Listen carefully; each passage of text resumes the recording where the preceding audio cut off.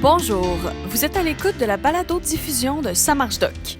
Mon nom est Clémence Mercil et je suis la nouvelle chargée de projet de Ça marche doc. Ça marche doc est un organisme dont la mission est de favoriser la santé globale, les saines habitudes de vie et la réduction des coûts en santé par l'incitation au verdissement urbain, au transport collectif et actif et à la lutte au changement climatique. Depuis 2016, nous organisons des marches de groupe réunissant souvent près de 100 personnes et accueillant des invités, que ceux-ci soient des médecins, des urbanistes, des politiciens ou autres. Malheureusement, en raison de la COVID-19, ces marches de groupe ont dû être mises sur la glace. Nous avons donc décidé de développer un nouveau concept de marche en temps de pandémie. Celui-ci vous invite à aller marcher à l'endroit de votre choix, seul ou avec votre cellule familiale.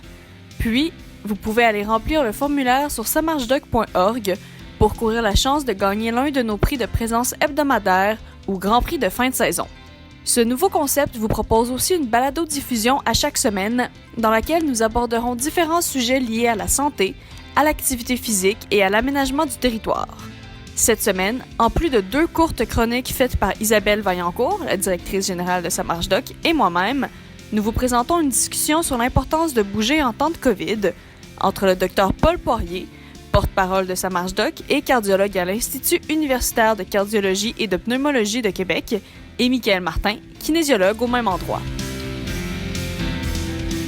Depuis l'arrivée du confinement, là, on peut remarquer que les gens sont de plus en plus à la maison, en fait, de façon forcée, puis pas par choix. Fait que je me demandais, là, Dr Poirier, votre point de vue de médecin, là, est-ce que dans votre clinique, là, vous voyez qu'il y a eu un changement au niveau de vos patients? Ben, c'est assez simple. Les patients, ils ressemblent à des patients qui reviennent de croisière. Fait qu'ils ont appris à faire du pain, il faut en manger, ils sont pris à la maison avec des nouvelles recettes. Fait qu'ils prennent, si on parle en livres pour les plus vieux, 5 à 10 livres, puis on parle en kilos pour les plus jeunes, 3 à 4 puis 5 kilos. Fait que les patients, ils sont comme les gens qui s'en vont en croisière. Tout ce qu'ils font, c'est de regarder la TV, stressés avec les émissions soit à 1 heure, soit à 5 heures à cause de la COVID. Ils se dépensent pas. Quand ce qui rentre, c'est pas ce qui sort, ben les gens prennent du poids. Puis là, à ce moment-là, l'hypertension se détériore, le cholestérol se détériore, le diabète se détériore. Et quand ils prennent du poids, ben, ils sont plus pesants. S'ils sont plus pesants, ils ont plus mal aux articulations. Puis s'ils ont plus mal aux articulations, ils ne marchent pas. Ça, c'est un cercle vicieux. Mais plus on vient avec un surplus de poids, moins on marche, moins on est en forme. Quand moins on est en forme, plus on est essoufflé. Puis là, on s'aperçoit du jour au lendemain que de monter un palier d'escalier qui est 12 marches chez nous, ça nous rend essoufflé, puis pourtant on n'était pas de même. Ou bien que se pencher pour rattacher le soulier, on était essoufflé, puis on n'était pas de même. Puis là, on se dit, « Hey, c'est-tu mon cœur? » Ben non, c'est pas ton cœur, c'est ton confinement. Puis ça, c'est vrai, puis ça touche aussi, tu sais, tant nos gens qui commençaient ou que pour eux, prendre des bonnes habitudes de vie, c'est pas facile. Fait que c'est des gens qui, c'est pas des amoureux de l'activité physique, que nos abonnés de gym qui, eux, ils en mangent à tous les jours. Parce qu'on voit qu'ils n'ont plus accès à leurs ressources. Puis c'est des gens qui n'ont pas nécessairement appris à développer d'autres stratégies pour se tenir actifs. Eux, ils allaient au gym le lundi après le travail, puis c'était leur habitude. On leur dit du jour au lendemain, mais ton gym, il est fermé, il y a la clé dans la porte. Donc, c'est des gens qui, même s'ils étaient très, très en forme, là, on peut voir qu'ils commencent à en perdre. Puis des gens qui avaient justement peut-être des problèmes de santé, qui n'étaient pas là parce qu'ils se traitaient tout seuls, comme il faut avec l'exercice. Mais là, on voit plus de problèmes là, apparaître. Là. Fait qu'on voit aussi une autre genre de clientèle là, qui commence à s'installer. C'est assez simple.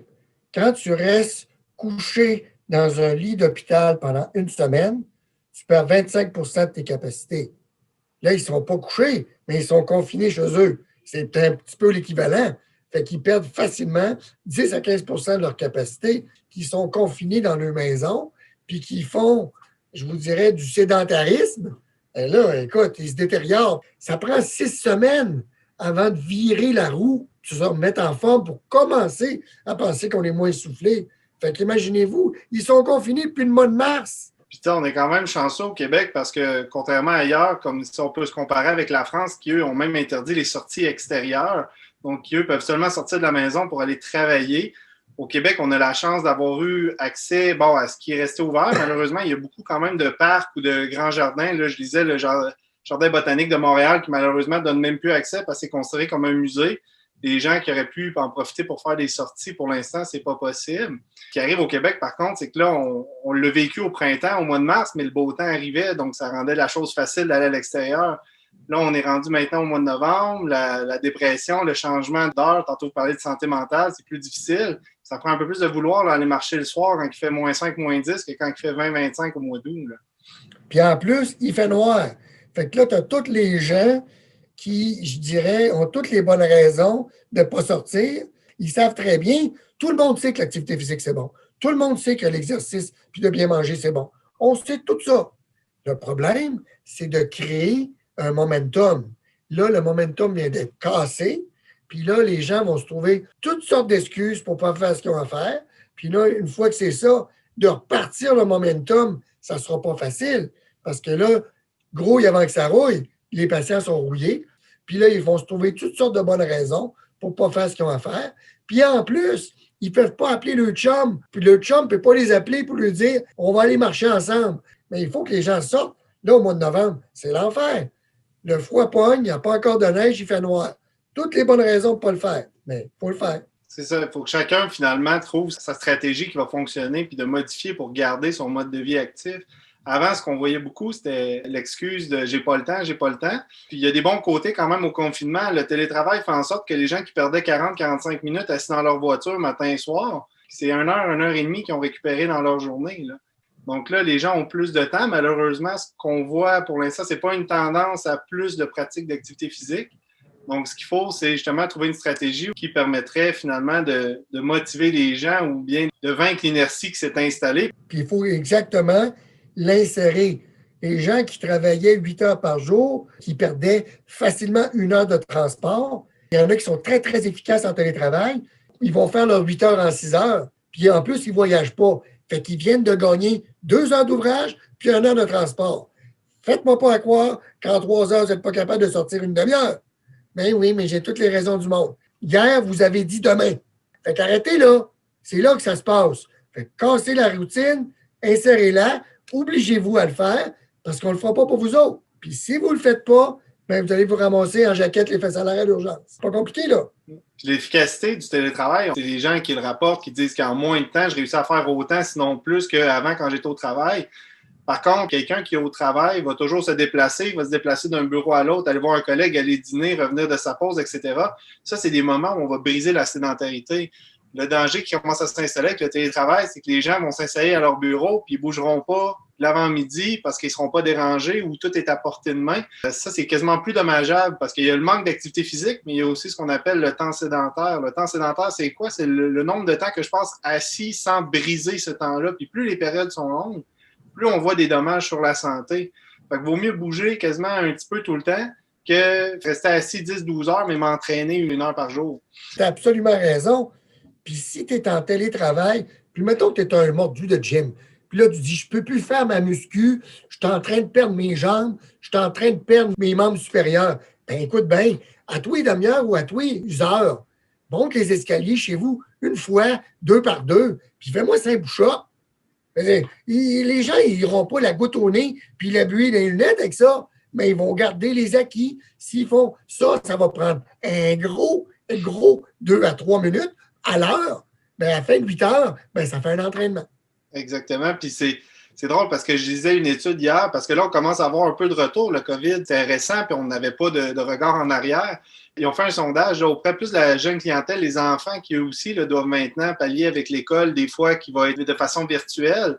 Puis eux, ce qu'ils ont remarqué, c'est que malgré le fait que toutes les activités structurées chez nos jeunes sont fermées pour l'instant, reste que quand ils font l'école à la maison, ils ont la tendance à briser plus souvent leur temps de sédentarité, c'est-à-dire se lever debout, se déplacer un peu, se rasseoir sur leur chaise parce que c'est permis à la maison tant qu'ils restent devant leur écran, versus à l'école où on doit vraiment rester assis à notre place. Fait que c'est juste un exemple qu'on voit chez les plus jeunes qui pourrait être transposé chez les plus vieux. Ma conférence téléphonique sans vidéo, que d'habitude je faisais assis à mon bureau pour avoir mon téléphone, mais maintenant ça se fait sur notre cellulaire. Est-ce qu'on peut marcher pendant ce temps-là d'un pas là, vraiment tranquille? On peut joindre l'utile à l'agréable et rendre ça aussi productif. Bien, c'est clair. Regarde dans les écoles primaires, là, les enfants essayent de visser un gars de 10 ans sur une chaise en 4e année pendant 4 heures, 3 heures. Impossible! Impossible! Rajeunissez un peu pour les plus vieux, faites comme les plus jeunes, puis vous allez vaincre la sédentarité. C'est simple comme ça.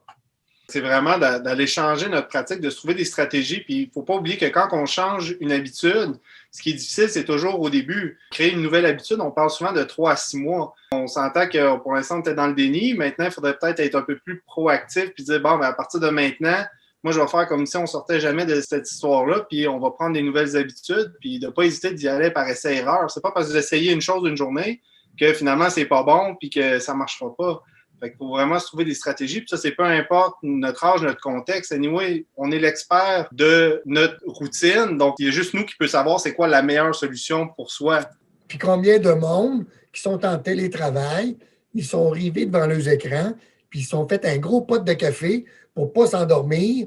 Hein? Bien, c'est pas compliqué, là. Oubliez le pot de café, puis à tous les heures, allez marcher 5 minutes dehors à -5. Vous allez revenir pas mal oxygéné, puis la prochaine heure, vous allez être actif. Puis vous allez être réceptif, puis vous allez être productif. C'est pas une grosse affaire, ça, là, d'aller s'oxygéner. Bien, oui, mais là, il fait frais dehors. Puis là, non. Ah ouais, lève-toi et marche. Dr Poirier et M. Martin ont aussi eu la gentillesse de nous donner des conseils d'experts afin de rester ou de redevenir actifs pendant la pandémie. Mon conseil de kinésiologue serait que si ça fait 6 mois que vous n'avez pas bougé, essayez pas de recommencer comme vous étiez il y a 6 mois. Tout passe vers la dose, par la progression, c'est d'y aller une étape à la fois, d'introduire des choses avec quoi vous êtes confortable, puis de toujours s'écouter au bout du compte, d'écouter ses symptômes. Si vous faites un exercice, puis vous êtes à bout de souffle, vous avez mal partout, c'est peut-être que c'est pas le bon exercice pour vous. Fait qu'il faut être confortable dans tout ça, sentir qu'on travaille quand même, d'être un petit peu essoufflé, mais sans vraiment dépasser ses capacités puis se sentir performant aussi dans ce qu'on fait. C'est super intéressant. Puis si vous ne vous souvenez pas de ce que Michael vous a dit, fit, hein? La fréquence, l'intensité puis le temps. Puis si le lendemain de votre sortie, vous avez des muscles qui vous font mal, que vous ne vous souveniez pas que vous aviez, bien, vous avez travaillé trop fort. Vous êtes aussi bien go slow, start low, hein? Puis allez-y tranquillement et créez l'habitude. Puis au pire, si vous êtes brûlé le lendemain, donnez-vous une journée de break à tous les 2 jours pour vous permettre de regagner votre forme. Ça, malheureusement, c'est même la vie. Ça se perd plus vite que ça se gagne. Fait que là, pensez pas que vous allez recommencer, puis après 15 jours, vous allez revenir comme vous étiez avant. Partez tranquillement, puis allez-y, mais allez-y. Dans les balados-diffusions, nous aurons aussi une capsule faite par Isabelle Vaillancourt, directrice de Ça marche doc. Elle vous fera découvrir un nouveau sentier hivernal à chaque semaine.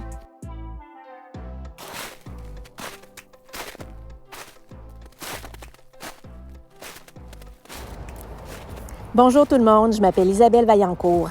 Les habitués de Ça marche doc me connaissent parce que je fais partie de l'équipe depuis 2017. Aujourd'hui, je débute une série de toutes petites chroniques qui vont vous être présentées dans nos balados-diffusions hebdomadaires. À chaque semaine, un des endroits qui fait partie de l'un de nos répertoires des sentiers hivernaux va vous être présenté. Vous avez sans doute remarqué que j'ai dit l'un des répertoires parce que maintenant, on en a plusieurs. On couvre la région de Québec, ça vous le saviez déjà, mais on a aussi un répertoire pour la région de Chaudière-Appalaches. Bref, vous pouvez retrouver tout ça sur notre site au samarchedoc.org. Les amateurs de marche en plein air et de raquettes hivernales ont maintenant des outils pratiques pour les aider dans la découverte de sentiers. Comme ça, vous n'avez plus aucune excuse pour ne pas bouger cet hiver. Bref, cette semaine, j'avais envie de vous présenter le parc du Bois de Coulonges où je me trouve actuellement. C'est mon parc et je le fréquente plusieurs fois par semaine. C'est un parc qui est magnifique. Riche en histoire, on y retrouve plusieurs espèces d'arbres, dont des pins qui sont spectaculaires.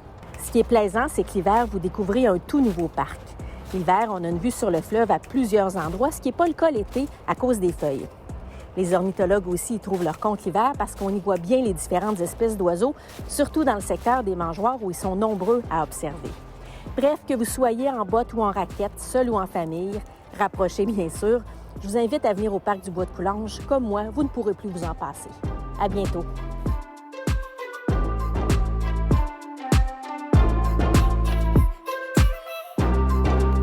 À chaque semaine, je ferai aussi une courte capsule sur les trucs à adopter pour aller marcher en fonction des différentes météos que nous pouvons avoir au Québec. Cette semaine, on parle de la glace et des sentiers glacés.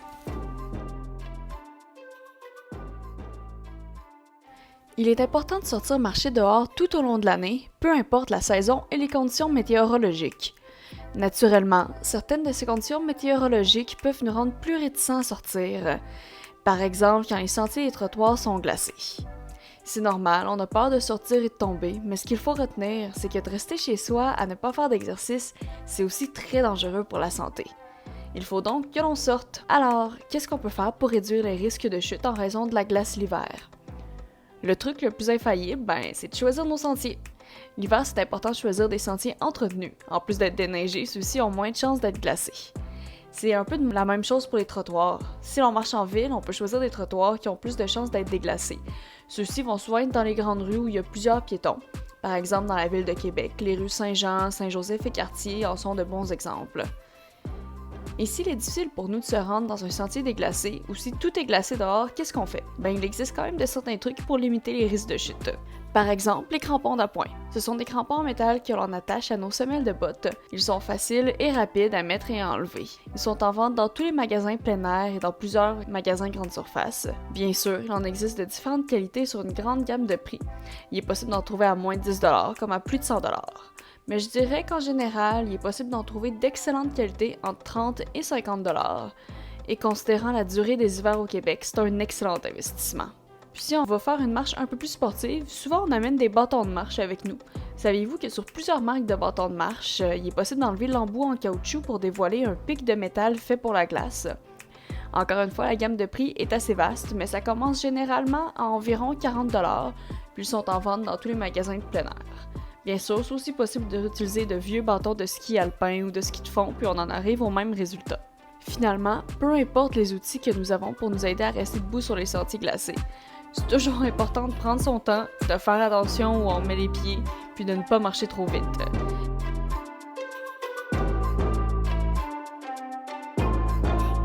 C'est déjà presque la fin de la balado-diffusion. N'oubliez pas de nous envoyer une photo, vidéo ou commentaire sur votre marche afin de participer au tirage des prix de présence. Ça fait maintenant environ 15 minutes que vous marchez, soit l'équivalent d'environ 1500 pas. Si vous marchez 15 minutes de plus, vous en serez à 3000 pas et il ne vous en restera plus que 7000 afin d'atteindre l'objectif de 10 000 pas conseillé par les médecins. N'oubliez pas d'aller faire de l'activité physique pendant le reste de la semaine, idéalement en atteignant 30 minutes d'activité physique 5 fois dans la semaine. À la semaine prochaine!